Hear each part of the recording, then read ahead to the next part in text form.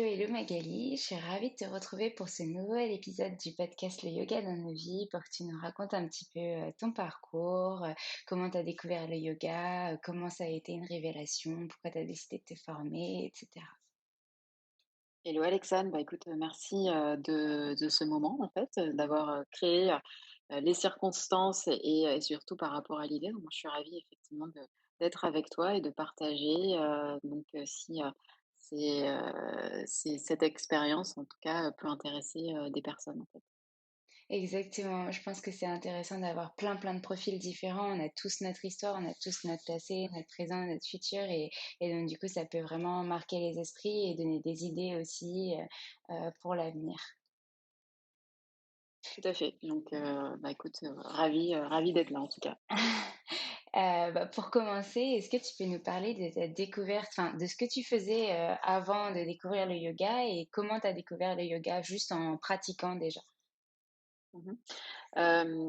Au départ, c'est, une de mes, coachs, professionnelles qui m'a conseillé de faire du yoga.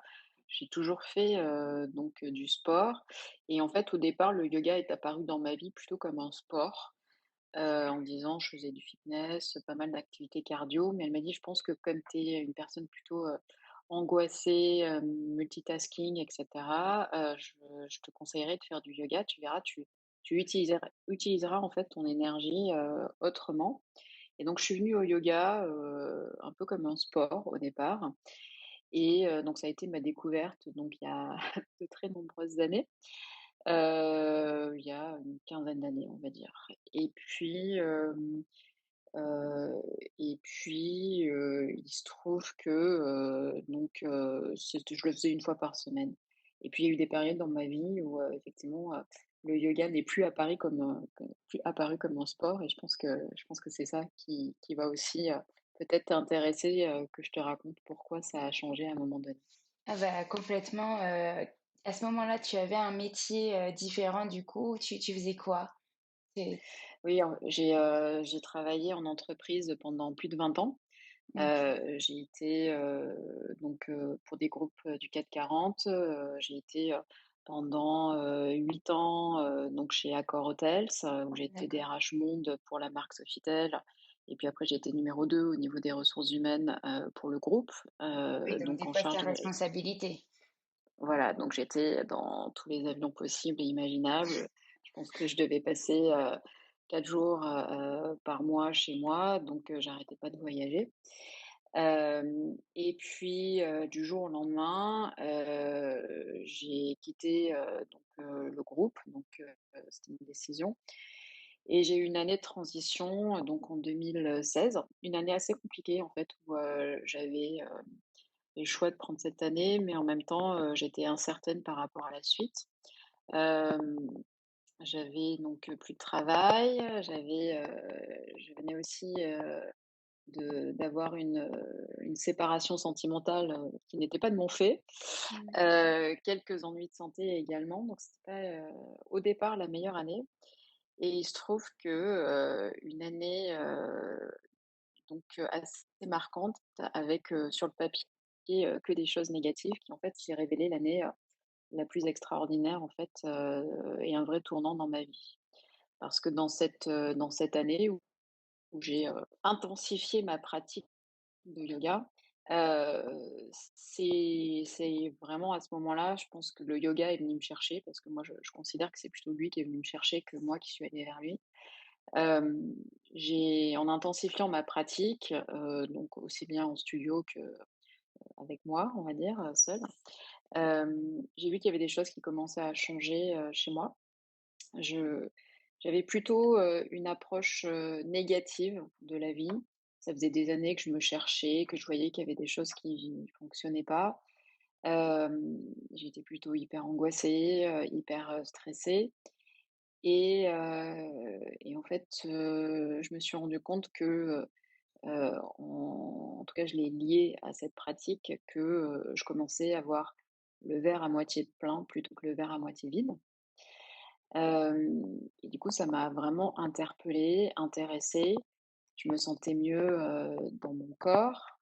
J'ai pas précisé aussi que j'avais, quand j'étais jeune, j'étais obèse, en fait, puisque j'ai pesé plus de 130 kilos. Donc ça a été aussi une manière aussi de commencer à me réapproprier mon corps.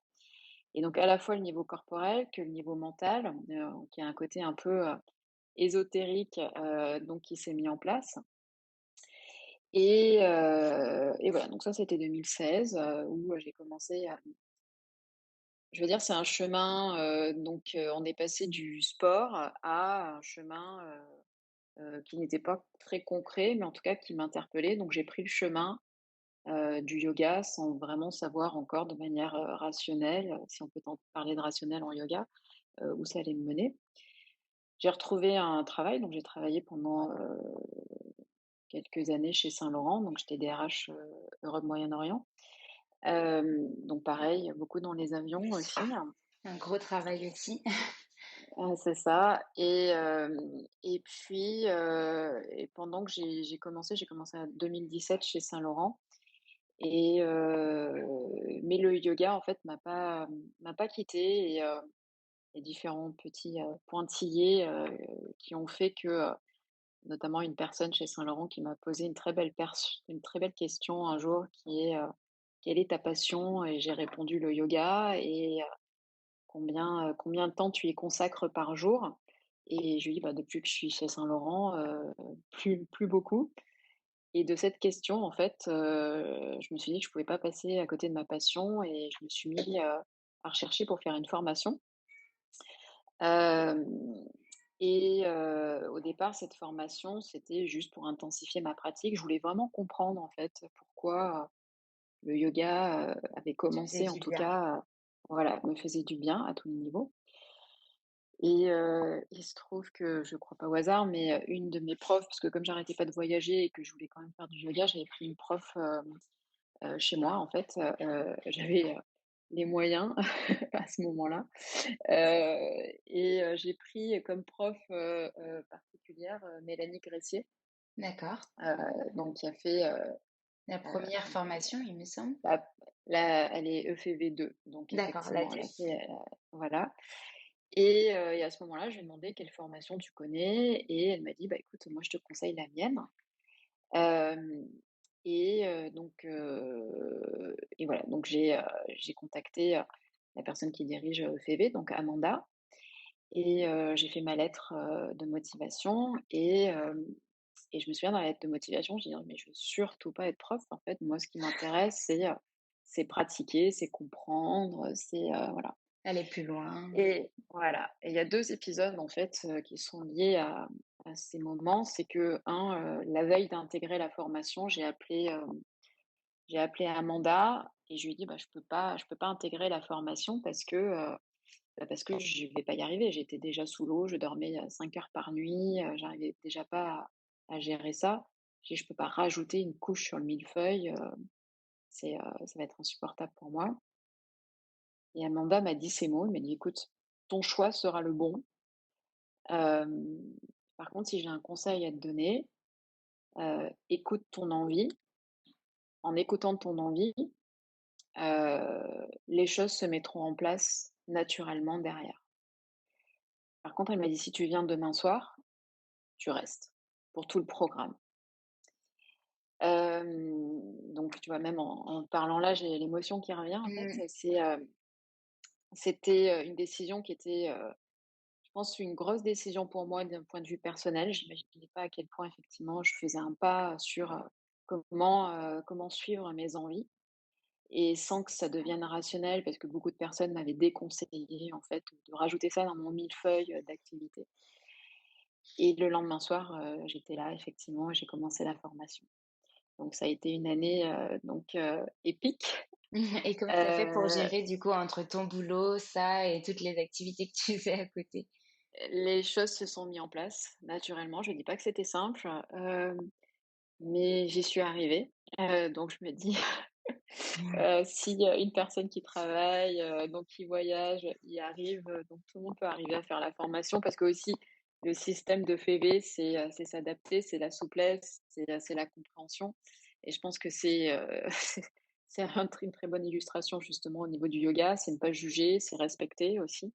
C'est ce que j'allais dire, le Hem, yoga au final, c'est tout le temps, s'adapter, être tolérant avec soi-même, avec les autres et la formation le traduit parfaitement. Je me souviens quand je l'ai faite aussi, c'était pareil. Je voyageais beaucoup, les 4 premiers mois, 1er CDI, je sortais d'études et cetera, donc j'avais envie de me mettre à fond sur mon boulot et puis à côté, il y avait la formation, je voulais être à fond et du coup pendant toute l'année, j'étais à 3000 à l'heure et là, je commence seulement à comprendre que finalement, j'ai besoin de ralentir et de profiter de chaque moment, chaque instant de cette formation, de ma Tout à vie.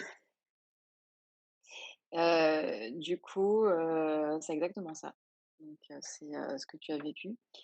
Donc moi, j'ai commencé la formation donc en octobre 2017 Ouais, et donc encore une fois, je voulais surtout pas être prof. En parallèle, je voyageais, et je bossais. Hem et bon, la formation, même si, je voulais pas être prof, tu commences quand même, on t'apprend quand même à enseigner. Donc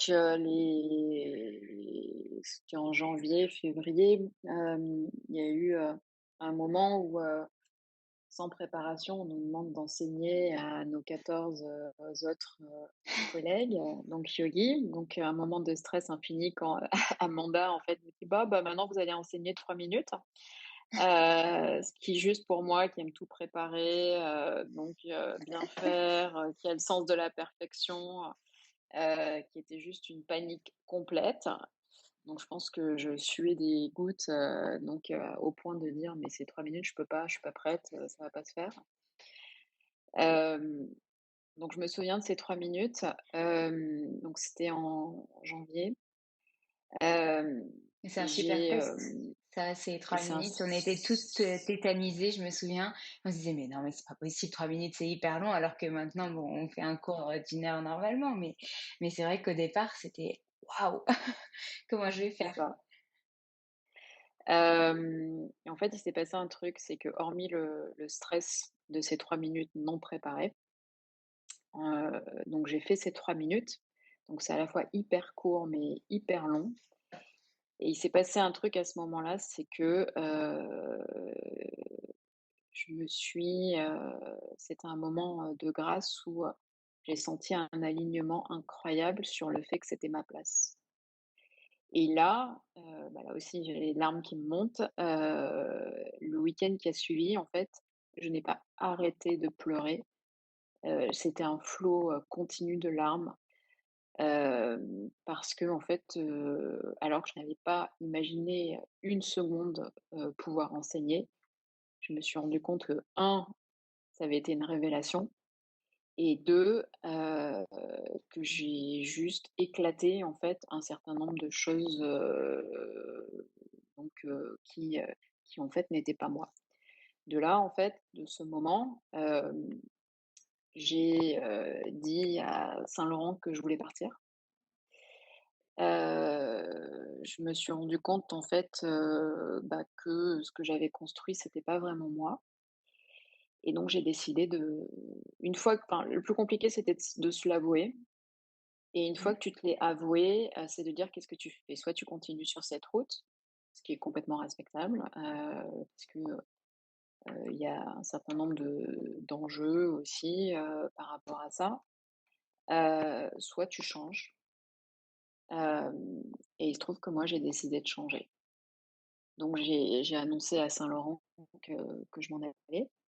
J'ai, annoncé aussi à ma famille que je quittais ma vie, professionnelle où, 3 mois avant, mon ambition c'était être DRH d'une boîte du CAC 40, pour me mettre, pour avoir un avenir plus qu'incertain en donnant des cours de yoga. Donc c'était au départ, C'est c'était un peu sûr que bizarre. déjà financièrement, c'était pas la même chose. Ensuite, Non, savoir si tu allais trouver des élèves, si, que quel voilà, studio tu allais louer ou enfin, oui, ouais. c'était complètement incertain, surtout si tu avais pas fini sa formation quand tu as pris cette décision. Non, j'ai pas fini ma formation quand j'ai pris cette décision, mais en fait, ce qui était sûr, c'est que je voulais plus être dans l'entreprise. Donc je savais pas encore que je voulais me lancer dans le yoga à 100, mais en tout cas, je savais que c'était plus ma place et qu'il fallait que je trouve ma place. Donc voilà, donc j'ai pris la décision de partir. Il m'a fallu 1 an, hein, pour, partir de Saint-Laurent. Et donc je suis partie en janvier 2019, Ouais. le temps qui voilà. Et entre-temps, j'ai fini la formation, j'ai commencé à enseigner et ça m'a donné aussi l'opportunité de réfléchir à la suite. Hem, Sachant que j'aime toujours mon métier de DRH, mais je voulais le vivre autrement. Et pour moi, en fait, ça m'a permis dans tout ce temps, en fait, où j'étais encore chez Saint-Laurent et où j'ai commencé à enseigner, d'identifier ce que je voulais faire, derrière, aussi bien un projet professionnel que personnel, qui en fait se recoupaient, donc qui était vraiment d'accompagner les autres. Et pour ça, donc j'ai décidé de créer ma boîte, de me former au coaching. Ce que je faisais déjà comme DRH, mais là, j'ai vraiment décidé de le professionnaliser. Donc, coaching d'organisation, coaching de dirigeants et cohésion d'équipe, et particulièrement tout ce qui est transition et accompagnement au changement, en fait. Donc ça, c'était en 2019 où tu es rentrée chez HEC, c'est ça? Pour un an? Voilà, D'accord. exactement. Donc, j'ai intégré HEC pour un an. Et donc, je me suis formée au coaching. Et très rapidement, en fait, à HEC, on commence à coacher. Donc moi, je l'avais déjà fait, en fait, dans mon parcours professionnel parce que j'accompagnais déjà des cadres dirigeants, chez Accor. Mais là, c'était juste, professionnaliser toute la démarche. Et pour moi, l'idée, c'était, ça en fait, ça peut paraître éloigné, le yoga et puis le coaching et l'accompagnement au changement, mais pour moi, c'est vraiment lié, parce que l'objectif, c'est accompagner les autres. Donc dans ma boîte à outils, j'ai le coaching, j'ai le yoga, j'ai, le conseil, j'ai, même de la formation ou, voilà, mais l'objectif, c'est d'accompagner les autres. Et puis comme on Et dit, le yoga, c'est pas seulement de la pratique, c'est aussi, un art de vivre et donc tu utilises les clés que tu as du yoga, pas seulement les asanas, mais tout ce qu'il y a autour pour, justement accompagner sûrement, tes clients actuels et justement tout ce que tu as appris en yoga et à la fois, dans ton école pour, de coaching pour les accompagner. Donc c'est génial parce que tu peux coupler les 2 en fait. exactement. En fait, à partir de 2016 où, j'ai vraiment intensifié ma pratique, du coup, pour moi, le yoga, aujourd'hui, c'est un chemin de développement personnel, un chemin de vie Mmh. où, les asanas, c'est un des principes, comme tu le sais, puisqu'il y en a 8. Et ce sont pas d'ailleurs, c'est pas le premier principe puisque tu as Mmh. notamment les yamas, les niyamas, en fait, qui sont des principes de vie, personnels et aussi, par rapport aux autres. Et ce sont des principes, en fait, qui m'ont vraiment, qui aujourd'hui me font partie de moi, on va dire, donc et qui me guident. Ce que j'aime par rapport à ça, c'est, le fait que, il y a pas de jugement. Hem, je le dis aussi sincèrement, je pense aussi que, c'est pas une religion non plus. Et donc ce sont vraiment des principes de vie, que tu adoptes, qui Qui vont reviennent par t'accompagner. moments, qui Mmh. ressortent par moments, voilà. J'en ai d'autres aussi puisque j'utilise d'autres, principes que sont, mes propres valeurs personnelles, tout ce qui est effectivement, des principes auxquels je crois, qui sont les accords Toltec, qui est un livre Oui. qui est assez marquant pour moi.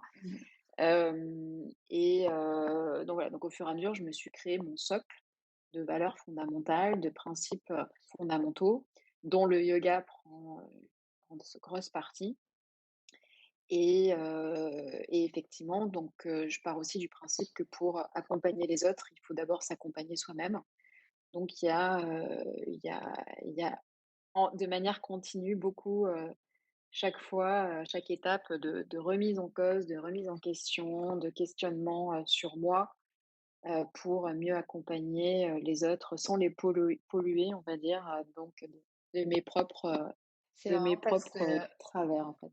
On en parlait dans un précédent podcast avec Carole qui me disait, c'est vrai qu'au final, avant de trouver son rythme, professionnel, yoga et cetera, il faut, aussi trouver, donc son propre rythme à nous avant de pouvoir l'enseigner aux élèves et au départ, c'est un peu, ça paraît un peu contradictoire quand tu as une vie à 100 à l'heure et que tu vas donner ton cours et que tu dis à tes élèves: «Bon, bah, calmez-vous, mettez-vous dans votre petite bulle» et c'est difficile de se dire: «Oh là là, mais je suis pas du tout crédible en fait en leur disant ça», alors que même moi j'arrive pas à appliquer, ça déjà dans ma vie, personnelle et donc du coup, c'est vraiment une remise en question de tous les jours de se dire de travailler sur soi, comme tu dis, pour, d'abord être bien avec soi-même, pour, apporter quelque chose de positif et aider les autres, dans leur démarche, d'être bien avec eux-mêmes aussi, quoi.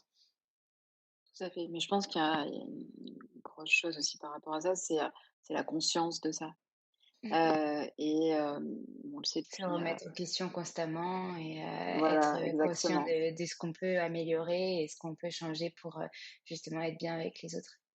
Ça, c'est sûr. Ouais et puis il y a un truc que je suis en train de découvrir, en fait, je pense que le confinement aussi m'a pas mal aidée là-dessus.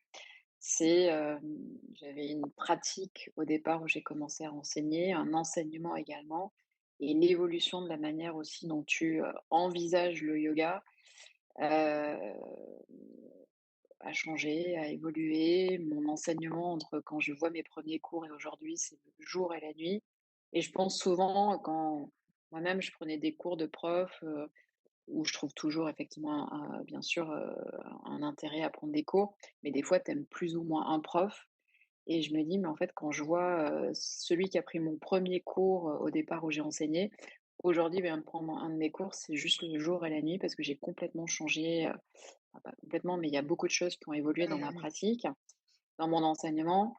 J'ai rajouté, bah, l'expérience, au fur et à mesure, la manière d'enseigner et puis il y a une autre chose aussi, qui est, donc je me forme à la méditation MBSR et je Mmh. pense que ça aussi, ça a pas mal impacté en fait, mon enseignement, sur la conscience, le ressenti du corps et cetera. Ça peut paraître évident, mais je pense que c'est assez profond et je suis assez contente, Complètement. de ça, en fait.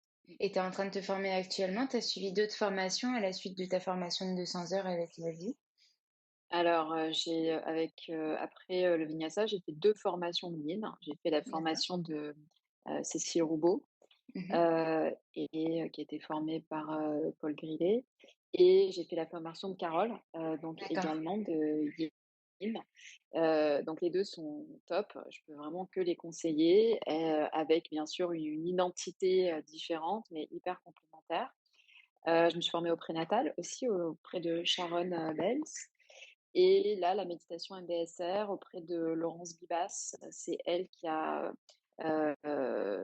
fait effectivement, qui a introduit la méditation MBSR, en France et c'est une de mes élèves d'ailleurs, D'accord. Noémie, qui, me l'a conseillé, Noémie qui elle-même fait partie de la promo en ce moment de EPV. Donc du coup, tout se D'accord. rejoint en fait. Super.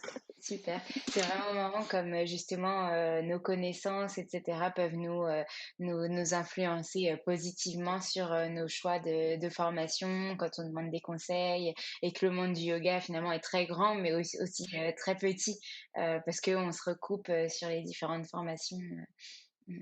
Et après, est-ce que tu as envie, de te former à autre chose ou pour l'instant, voilà, tu es dans ta formation MBSR et puis tu verras plus tard, tu as déjà d'autres idées? Alors, ouais, oui, j'ai déjà d'autres idées. La méditation MBSR qui est vraiment que je conseille vraiment.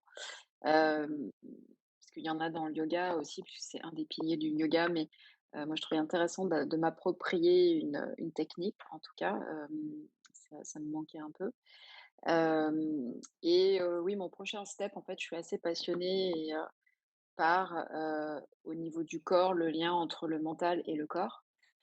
Heu, J'aime beaucoup effectivement le fait de dire, bah, j'ai mal là, qu'est-ce qui fait que j'ai mal là? Quel est le signe en fait, que ça m'envoie? Quand je me blesse, parce que ça t'arrive aussi, qu'est-ce que mon corps est en train de me dire?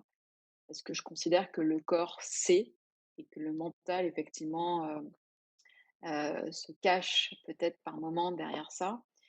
Donc ma prochaine formation, c'est, une formation en praticienne, donc psychocorporelle. Donc OK. comment effectivement, par rapport à des mots, MAUX que tu peux avoir, comment lire les messages de ton corps, et pouvoir justement les accompagner par rapport à ça.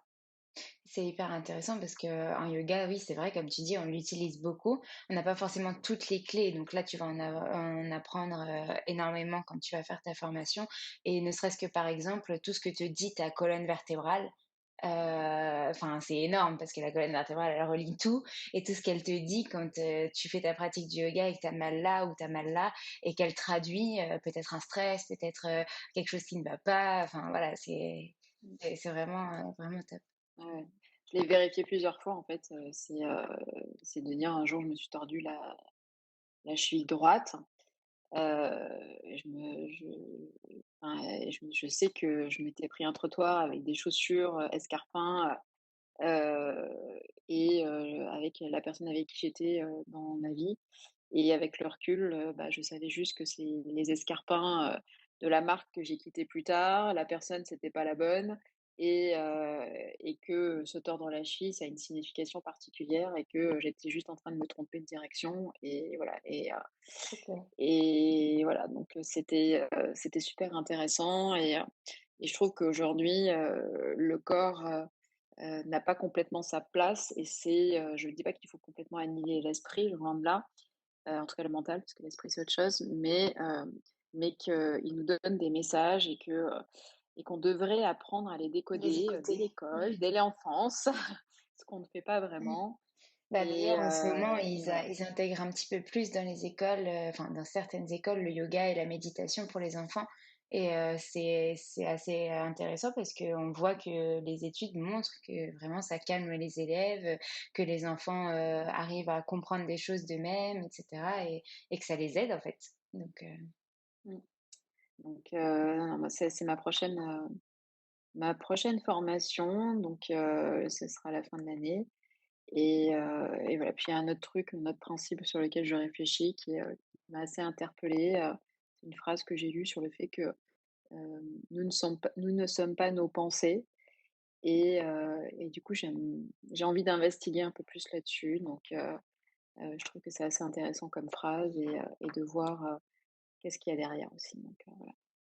OK et comment tu fais actuellement pour coupler, donc ton travail de coaching, pour tes clients, pour ta société, de RH, si j'ai bien compris et à côté le yoga?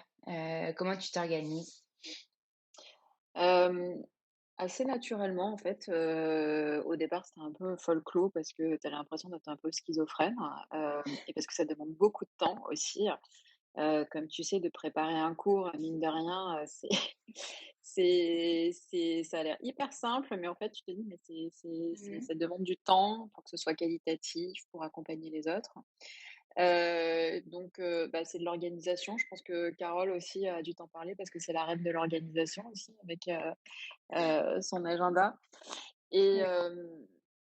donc Hier, on parlait de vie de famille, couper vie de famille avec, yoga et avec vie pro, c'était compliqué, ouais.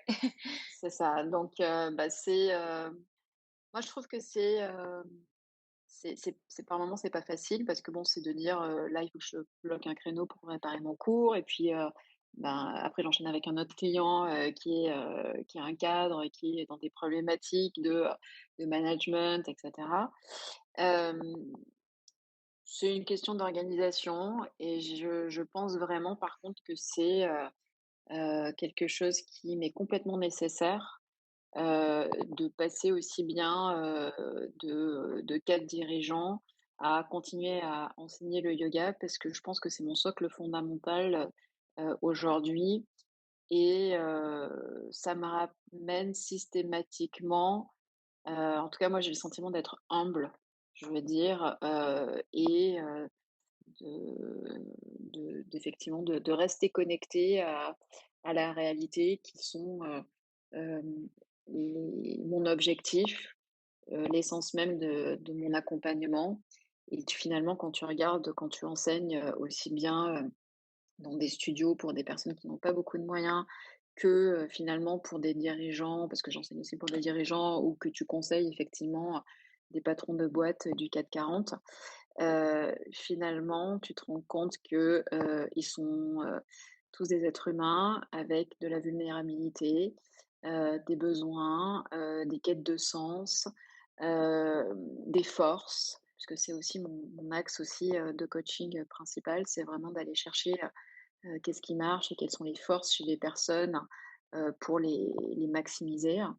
Donc voilà, du coup, c'est vraiment d'accueillir et d'accompagner, chaque personne avec, donc ses forces et oui, de lui en faire prendre conscience pour, là-dessus. Donc c'est une question d'agenda pour répondre à ta question, donc.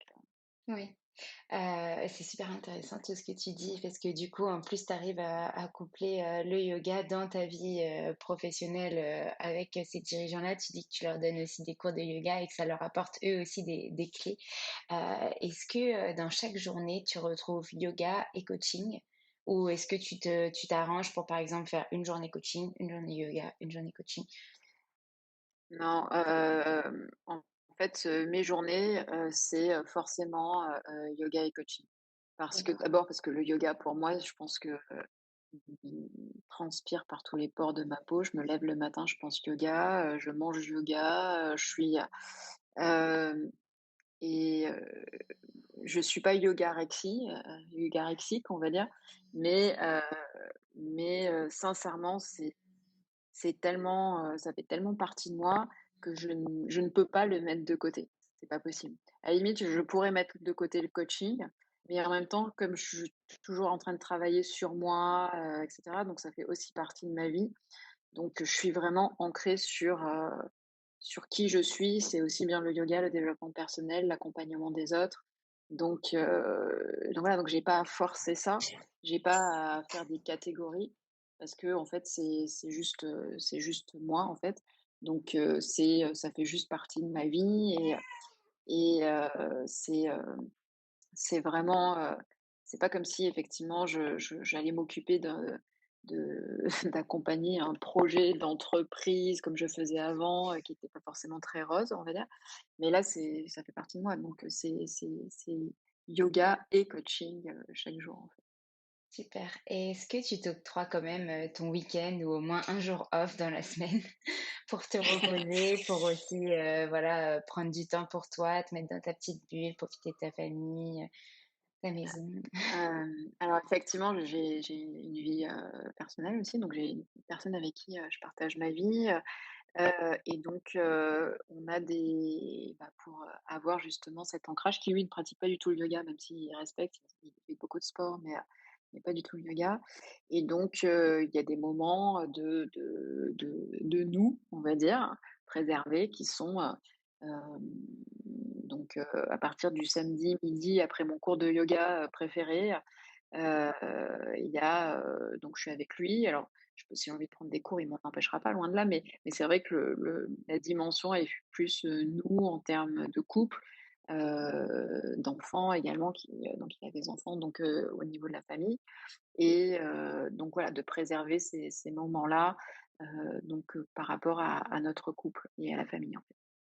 Super, bon, bah, c'est bien, ça veut dire que tu as trouvé enfin, tu commences à vraiment bien trouver ton équilibre, depuis ta Mmh. formation, depuis que tu t'es pas forcément réorientée, mais que tu as quitté, ton statut de salarié et que tu as créé ta propre, société donc c'est vraiment intéressant de voir tout ça. Est-ce que tu as quelque chose à rajouter, sur, tout ce qu'on a vu là, pendant, ces plus de 30 minutes, d'échange ou est-ce que tu as tout dit, Hem, il y a une chose qui me vient en fait, par rapport à l'échange, c'est, ce qui moi me passionne en fait et je pense que tu l'as compris, c'est vraiment le lien et la connexion aux autres et c'est pour ça que enfin, j'ai mis du temps à le trouver, mais c'était tellement évident que le nom de ma boîte, c'est Anahata, qui est vraiment le cœur en fait des en tout cas pour moi des sujets des relations humaines.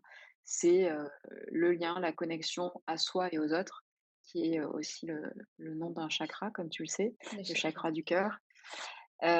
Et voilà, donc pour moi, c'est aussi, ça fait partie de mon socle fondamental de, travailler sur, ce lien à soi, ce lien aux autres, cette connexion, heu et